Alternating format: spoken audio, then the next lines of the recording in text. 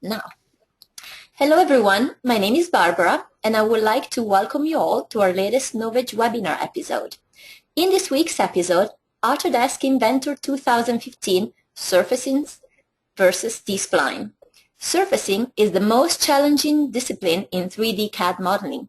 Is that about to change? In this webinar, we will find out what Freeform is in Autodesk Inventor 2015 and why we think you should be taking it seriously.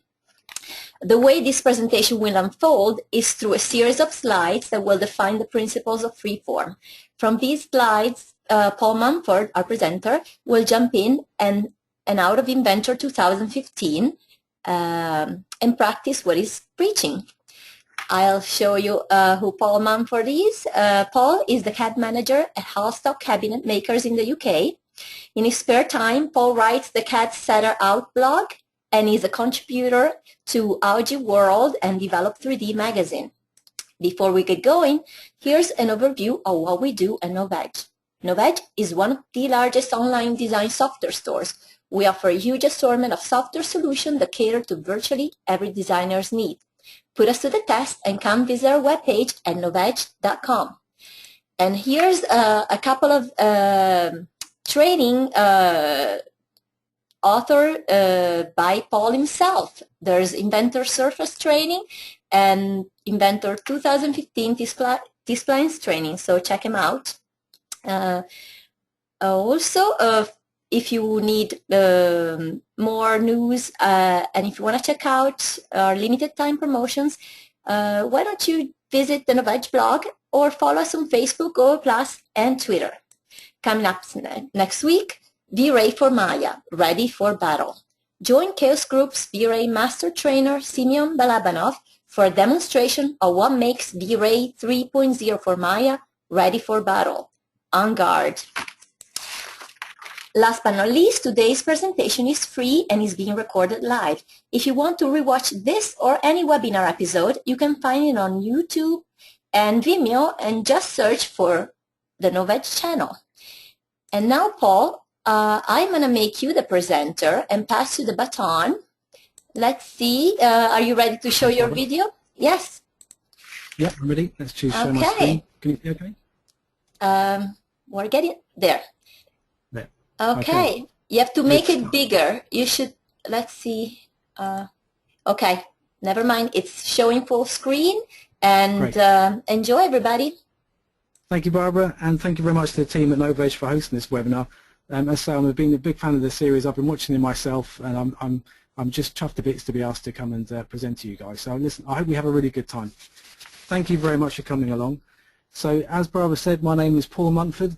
I'm the CAD manager here at Hallstock Cabinet Makers over in the UK, and I'm a self-confessed CAD geek. So in my spare time, I contribute to Augie magazine, Develop 3D magazine, and I'm also a writer for Infinite Skills and speak at Autodesk University. So please feel free to get in touch with me via any of these channels. I'd love to hear from you. Okay, so today's presentation, Surface versus T-Spline modeling. So we all know how much fun it is to create complex organic shapes in your parametric CAD package, right? Well, no, surface modeling is the most challenging discipline in 3D CAD modeling. But let's ask the question, is that about to change? So Inventor 2015, Autodesk has brought us a new surfacing technology called Freeform. So what's the big deal? Well, in this webinar, we'll find out what Freeform is and why I think you should be taking it seriously.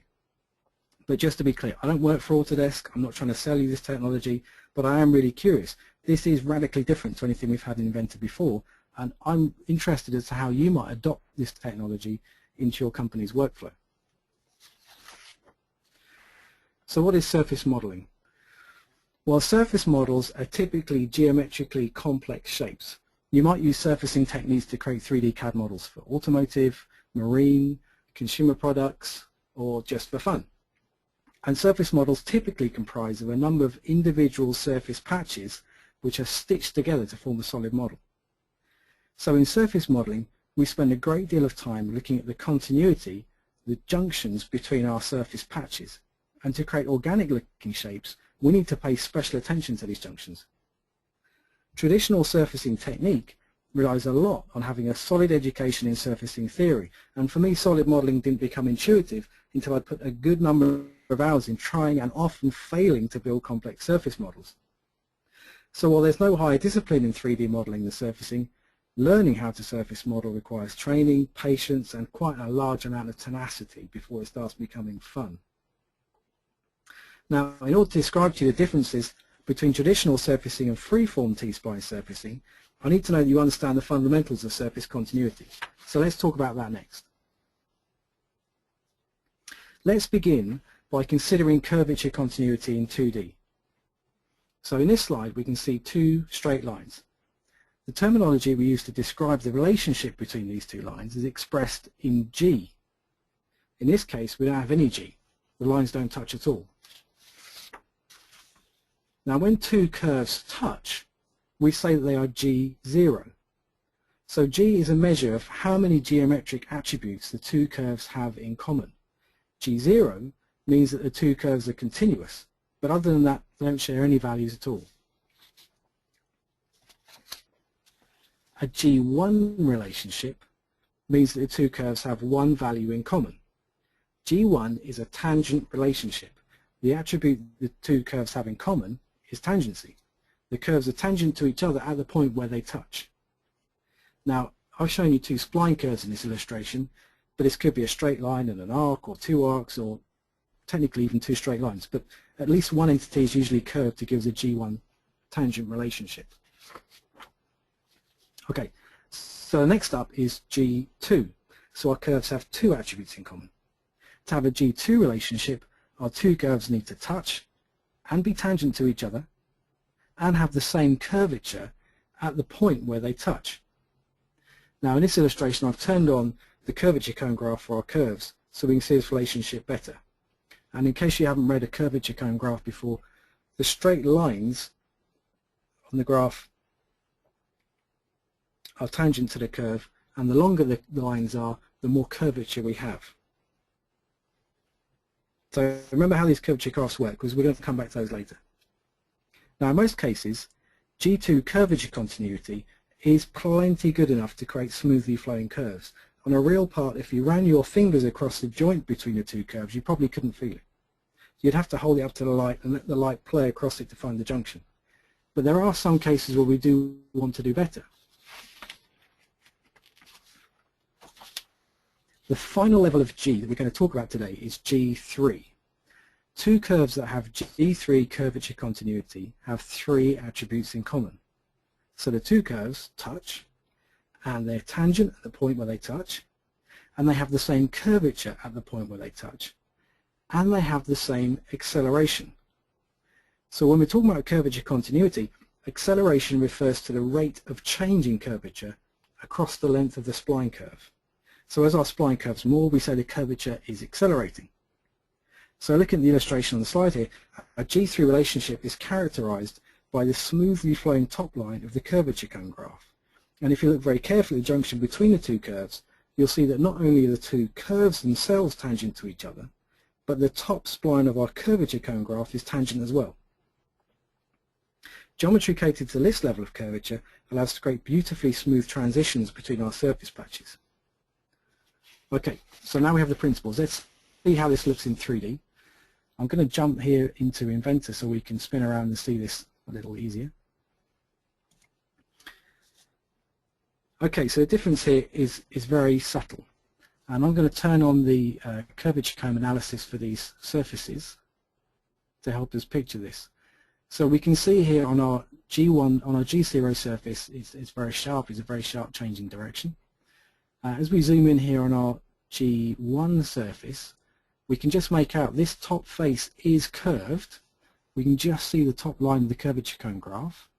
And then we have a very abrupt change where we go into this radius fillet. Okay, so this is G1 where we have tangency between the two faces. And we have a nice regular smooth curve, but there's a difference in curvature at this point.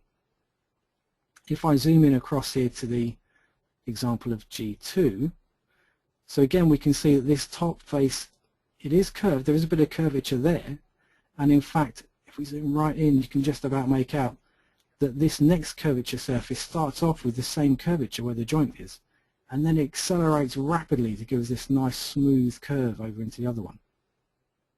And then finally, if we zoom in here on our G3 surface, you can see just how smooth that acceleration is. So we have a curved surface here, we have the same curvature at the point where they meet, but we have a much smoother curvature graph leading us through.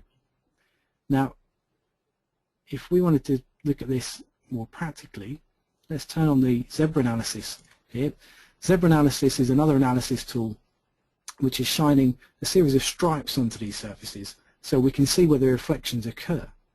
Now again, if we go in here on our G0 surface, we can see that the stripes don't match up at all. There's just a regular break across there, so we can tell this does not have good continuity. When we look at our G1 surface here, we can see that there's a change in direction of the zebra stripes, and right at the point where the two surfaces meet, there is a sharp change in direction there. Okay, and moving on, G2, smoother. There is a change in direction. We can see that it's breaking across that joint, but it's smoother. It's much better. But the G3 surface, it's almost impossible to tell the two surfaces meet unless I hover over here. That's a really nice smooth curve there on the zebra striping. So we can see how G3 is really desirable for our primary surfaces, our surfacing models, our Class A surfaces. Okay, so let's jump back to the slides here and we'll just look about how we might use that in a sequence.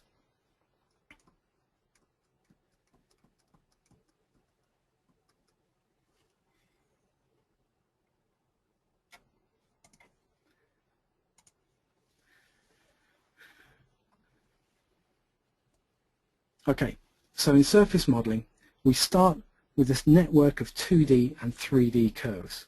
Now this base geometry is incredibly important. If we don't get this right, our model won't be right either.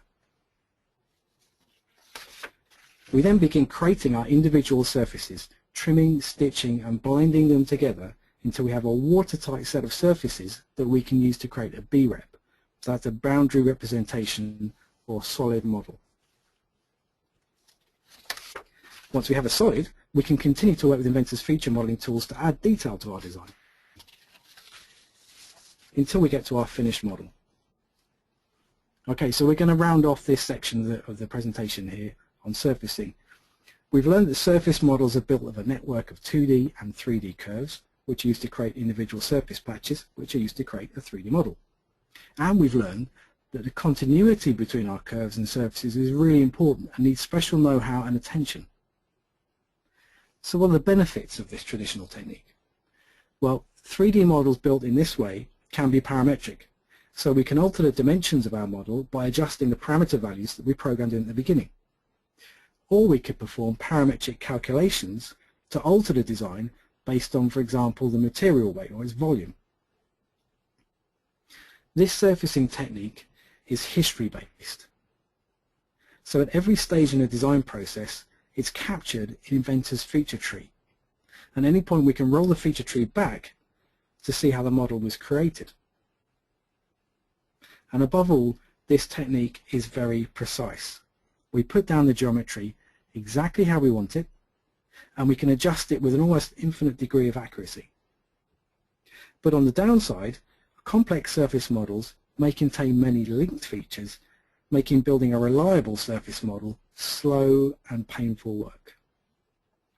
Okay, so at this point, I just want to ask, is everybody kind of up to speed? Has everybody kind of got what I'm talking about? Is there anything that's not clear? Barbara, do we have any questions yet? No questions yet, so I think everybody's up to speed. Thank you, Paul. Either that or I put them all to sleep. No. Okay, so let's move on then. So this is surface modeling. Now for comparison, we're going to talk about T Splines. Okay, so T Splines was originally developed as a plugin for Rhino back in 2007. But in 2011, Autodesk bought the company behind T Splines and they began weaving the technology into their flagship web-based 3D CAD program, Fusion 360. Now Freeform turns surface modeling on its head. Instead of creating lots of individual surface patches and then stitching them together, we're going to start with a watertight surface model which we can then add detail to. Freeform features are non-parametric. You push and pull the surface body using direct editing tools until you get the shape you want. And you can add in additional detail to areas by subdividing the surface, or increase the smoothness of your form by deleting edges. And we can edit this mesh directly by manipulating the points and edges of the surface.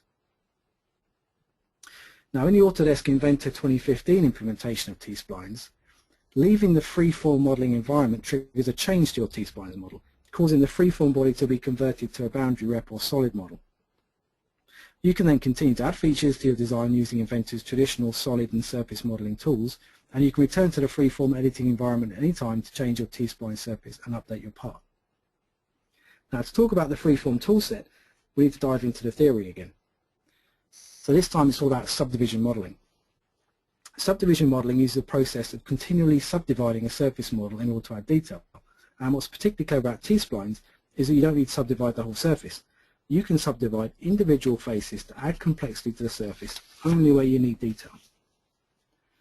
So we're going to look at some 2D CV splines again to talk about subdivision. I'm just going to jump back into Inventor because I think I can illustrate this more clearly.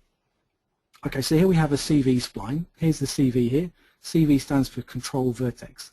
So this control vertex is going to control this polygon cage, which is going to control the curve. So if I just grab this, I can move it up here, and we have now a nice sort of flat curve at one end going up through high acceleration to high curvature at the other, and we can drag this back down again, and we can make any kind of curve we like. Now if we had another CV, another control vertex to this curve, it's very similar to the way T Splines is subdividing a surface. So if I click over this spline here, I'm just going to choose right click, and I'm going to go up here and I'm going to choose insert vertex, and you can see when I hover over the spline it kind of subdivides this control cage. So that's going to add in another CV spline, and I'll just add in one more. So I'll click again, and then I'll right click and choose OK to finish up. So now I have 3 controlled vertices. I have much more control over the shape of this spline. So I could space them wide apart like this to have something with nice smooth acceleration through the whole curve, or I could grab them and pull them in together to create something that has a really high curvature or a really sharp curve. Now if I was to take this CV spline and loft a surface between them, you get something which is an approximation of the way T Splines creates a surface model. So in T Splines we have a control cage which is very similar to our CV points here, and as we grab our CV points and move them around, it manipulates this profile, and in this case I'll update, which will manipulate our surface. Okay, so let's jump back to here.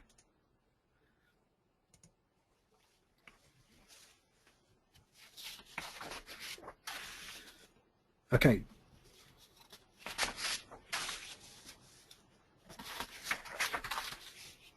So what about surface continuity?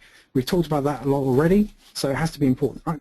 So the really nice thing about T Splines is the continuity is baked in. And again, I think I'll just jump back once more. Let's have a look at this. Okay. So in this illustration, I've turned on the curvature comb analysis for this T Spline surface. Now you guys all have a practiced eye now. We've been through this. You've got these curvature cone graphs here, but you can see they're not perfectly continuous. So this is not G3, but this is G2, and it's kind of baked into a T Spline surface. It's really difficult to degrade this to less than G2. You can coax G3 out of a T Spline surface if you're patient, and you may get some degradation. But what makes a T Spline surface clever are these things. This is called a star point. So instead of having 4 geometries from every point, we only have 3, and this is what allows us to add subdivision in. Now sometimes you get a little degradation around those corners. But if we look at this under the zebra analysis, you can see this is a really nice smooth shape. We didn't have to put any effort in. That's just how that comes. That's baked in.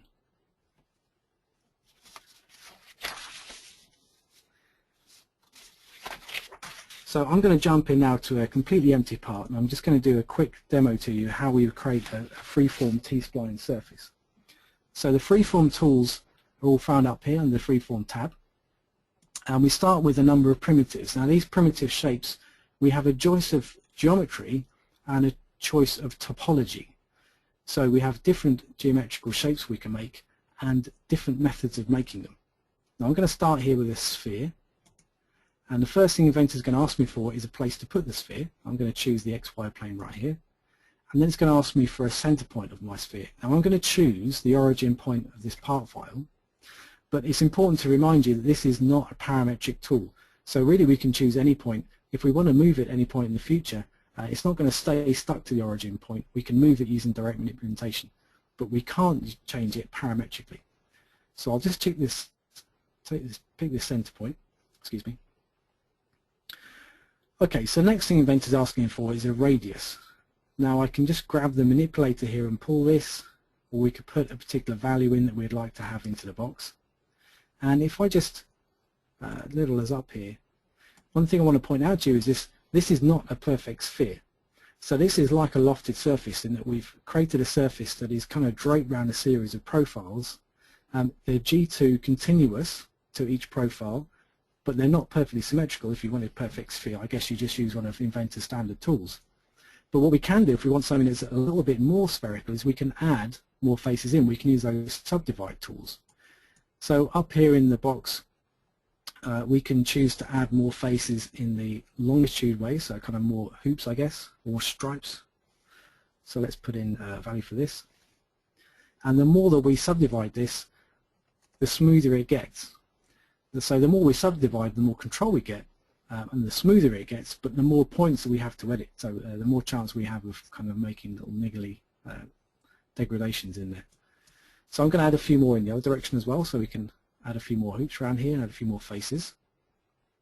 And I just want to draw your attention down here to these tools that add symmetry.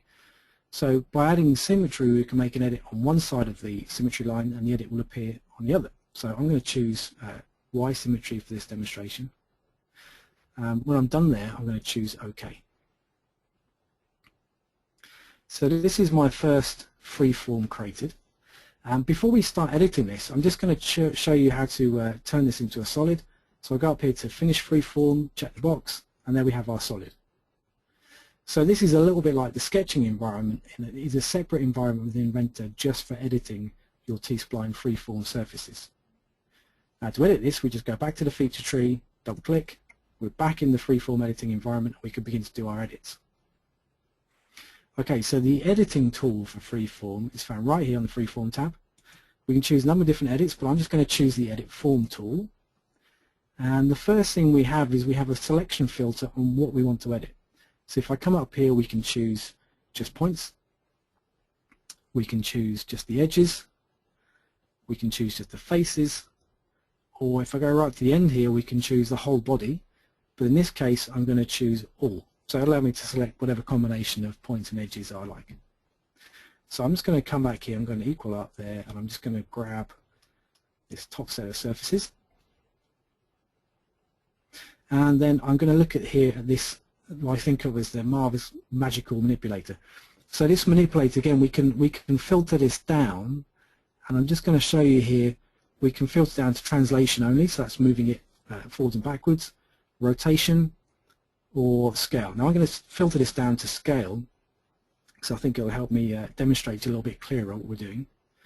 Now we have three different manipulators still, even in the scale tool. So right here in the middle we have this kind of ball shape. Now if we grab this and push pull, we're going to scale everything globally. To scale in a particular plane, we can choose these kind of segment shapes. So this is going to scale in two directions, but only in one surface plane. And the final option is to grab one of these bars. These cylindrical bars allow us to scale but just in one direction. So I'm going to grab that and I'm just going to start pulling, and you can see how that just manipulates this shape directly. Now we can put values in here, and in fact we can reference parameter values that we've created inside this part file, although they won't be parametric, so they won't update later on. But you can see how sort of this is pretty intuitive. You just grab, push, pull, and you're away. So that's one edit. I'm going to grab it here again, and I'm just going to push pull, and then I'll make a final edit. Once again, just grabbing, pushing and pulling until I have the kind of shape that I want. Now, one of the things that's different about this, because it's a direct editing tool, is that if we want to change this at any point, we have to do another direct edit. So when you're working away, the only way to go back to a form you preferred is to use these tools here. So we can step back through the edits we just performed, and we can go back to a form that we preferred, if there is one. Now, last option I want to show you in this window is the toggle to boxing mode. So when we click this, we get this kind of faceted representation of our model. Now, this is that control cage we talked about earlier. These are the equivalent of the polylines and the control vertices that we talked about. And if we go in here, we can grab these individually. Let me just switch this back onto the full mode. We can grab, or we can push-pull individual points to get everything exactly as we want it. Now, when we're done, we can go back into smooth mode and we can see the edits we performed. Okay, so let's jump back in here. So we just go forward.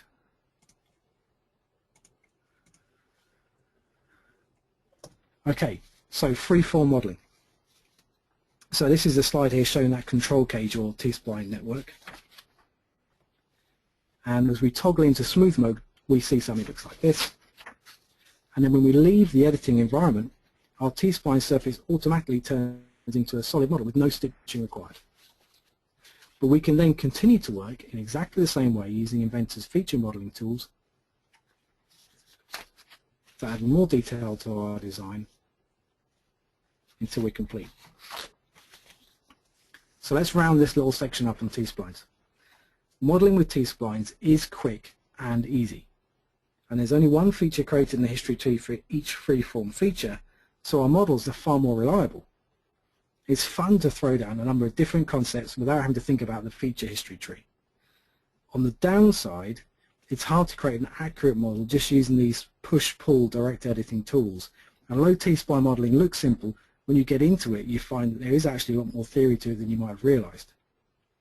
Freeform T-Spline surfaces are non-parametric, so they can only be manipulated by direct modeling tools.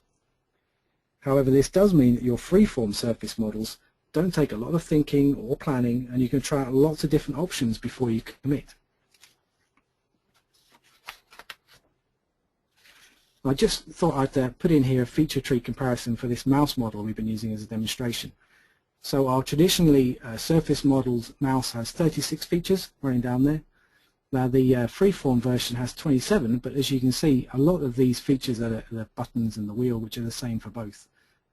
So our freeform surfaces does allow us to quickly get into that surface without having to create a lot of geometry first. Okay, so I'm going to round this off. What do you make of T-Splines? I'm really curious to know. Freeform T-Splines technology in Inventor 2015 is frustratingly basic at this point compared to the far more mature implementations in Rhino and Fusion 360. However, freeform modeling makes surface modeling accessible to those who may not have had the time or the patience to learn surface modeling in the past. So I have to ask, are you struggling to create complex surface models with Autodesk Inventor? Do you think the new freeform tools will change the way you design in the future? Perhaps you've used T-Splines already in Rhino or Fusion 360 or even SolidWorks. What do you think? And at the risk of being slightly critical to Inventor, to model effectively in Inventor, you really need to have designed your parts already. If you don't know how you're going to make your design before you start modeling, you can get unstuck pretty quickly. So what I think is fascinating about Freeform is it allows a workflow which we've never had in Inventor before. The ability to quickly throw down ideas without having to worry too much about how we're creating the models. Okay, so time to hand back to Barbara again. Barbara, how are we doing? Do we have any questions so far? Yes, we have a couple of questions. The first is, can we edit an individual node?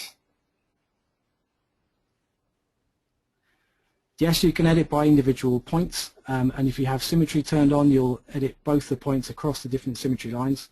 And in fact, your control cage is quite important. You toggle back into that boxy mode and look at where your control points are and tweak those, because the smoother your control points are in boxy mode, the more perfect your surface will be underneath. Cool. And is there any way to switch between modes? For instance, can I import a surface from Alias and convert it to T-Splines easily? Currently, no, there is a link. If you've got Inventor Product Design Suite Ultimate, which contains the alias surfacing tools, then you can import alias surfaces into Inventor and they're linked back to the original alias model. So if you open that surface back up in alias and edit it, when you open it back up in Inventor, it will update. Now currently you can't create open surfaces using T Splines in Inventor, but if you're curious about what's coming next, I recommend you join the Autodesk beta program, and you'll find out that there is more planned for T Splines, but I couldn't really comment on exactly what they're going to do. Okay, the next question is, where is the best place to learn surface theory? Well, surface theory, obviously I'm going to say check out on the Novedge e-store, check out my surface modeling tutorials. One of the guys that I turn to a lot is Adam O'Hearn, who runs a site called eJunkie, called CAD Junkie.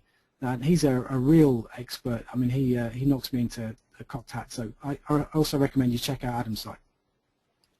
Okay, great plug. So the next question is, how stable is this method? Are these models? The T-Spline surfaces themselves are really quite stable, but what I have noticed in practice is that because the T-Spline surface module in Inventor is constantly checking to make sure you've got a watertight surface and you have no sort of overlapping vertices, it does place a lot more load on the computer than previously. So what I've noticed is this little laptop that I'm running this on will run Inventor okay, but my machine at work, my big powerful machine, runs it much more smoothly. So it may be an issue that if you want to use this tool a lot, you might need to upgrade your hardware. Okay, the next question is, you need a T-Spline plugin, or do you need this for Autodesk, or no? No, I guess, right? Yeah, no it's all inclusive. All inclusive. Yes. It's an all-inclusive. 2015. Great. Then we have a question from Justin. Thanks, Paul. I'm interested in investing in Fusion or T-Splines for Inventor. I have two questions. Number one, which Inventor version allows T-Splines integration? And number two, why would I invest in Fusion when Inventor offers more features? So should I read the first one again? Which Inventor versions allow T-Spline integration? Okay, so for T-Splines within Autodesk Inventor, you need Autodesk Inventor 2015, so it's the very latest version. For Fusion 360, T-Splines is baked in and it's much more advanced in Fusion 360. Fusion 360 is cheaper, is a lot cheaper than Inventor, and they really price that very competitively because it's a new product and they want people to use it. And it's a really great fun tool to use as well. I can't recommend it highly enough. But there are some downsides. It's completely cloud-based, so all your files are kept in the cloud. Now that's not going to be appropriate for where I work, and it may not be appropriate for you where you work either. So although it's good fun to use, you may not be allowed to use it at work. And the other thing is there's no, the drawing module in Fusion 360 is pretty limited. So if you're creating surface models that you're intending to be 3D printed or CNC machined, then Fusion 360 is a great product. But if you need to create drawings, typically I work in the architectural industry, so everything that we're going to manufacture is going to go inside a building and it has to be signed off by the architect. We still need drawings. It's very much an important part of our project workflow. So Fusion 360 is not quite there for us yet, but I find it pretty exciting. I'm looking forward to when we can use it in our current projects. Okay, there's another question, but they're asking you to demo something. I don't know if we'll have time, but let's see. Maybe if something quick. Is there a way for Paul to show modeling on top of another model? Since I find it easier, already make my model in ZBrush or 3ds Max and then try to retop it or model over it using T-Splines. I tried this approach already, but I couldn't get the hang of it using T-Splines. Okay, well, let me just, I can give this a go. Let's Thanks, Paul. You're for being so ready. That's great. So, and you can see here that I just transferred these files. So let me just grab a couple of links. Okay, so this is my T-Splines version of that mouse model that we showed earlier. And what I'm going to do is I'm just going to roll this back up to where the Freeform model starts. And you can see here that I've actually got a couple of reference images in. So if I make that visible, make this one visible, and then let me just roll that past. So you can see that I started off with a couple of reference images like you might use in, this is actually done with Inventor, with Autodesk SketchUp. So that's a nice little tool. And then I've got some of these curves in I actually created from my original mouse model that I just kept in as reference points. So when it's when I come to use the T-Spline surface, I'm literally referencing. So these are 2D, but there's no reason why you couldn't use a 3D one. So if I go back into the Edit Form tool, and then I begin grabbing these surfaces and just, you know, pulling them around to try and match up with what I've got already. So that's not much of a demo, but I hope it answers your question that, yeah, why not bring in another surface model you've got and then create your freeform and then begin to try and match those up. That sounds like a good workflow to me. That's great, Paul. Thank you so much. I think we're all done with question. This was really instructive. Thank you so much. Now what I'll do, I'm going to make myself the presenter again and share my screen. Okay, thank you, Barbara. Thank you, everybody. Yeah, no, Paul, hang on for a second. We'll say goodbye at the end. I just want to thank everyone for attending our webinar. I want to remind you all to visit our page at novedge.com and check out Autodesk Inventor 2015 and also Paul's training. As you were able to see, is a great teacher, so I think you'll find the training is really helpful too. For information on the latest specials and new releases on a huge array of design software, join the Novedge network and like us on Facebook, Google+, or Twitter. I'm reminding you that the upcoming webinar will be with V-Ray for Maya, ready for battle, with weapons like faster ray tracing and rendering performance, powerful new progressive image sampler, dramatically faster hair rendering, improved ray trace surface scattering, and new Phoenix FD shaders, and more. Last but not least, today's presentation is free and is being recorded live. If you want to rewatch this or any webinar episode, you can find it on our YouTube and Vimeo channel. Just search for Novedge. So thank you so much, Paul. We really enjoyed your expertise and your promptness in answering all the questions. Thank you so much, and hopefully this won't be the first and last presentation with us, so we look forward to see you again on our Novedge webinars. Have a great night or a rest. Yes, bye everybody.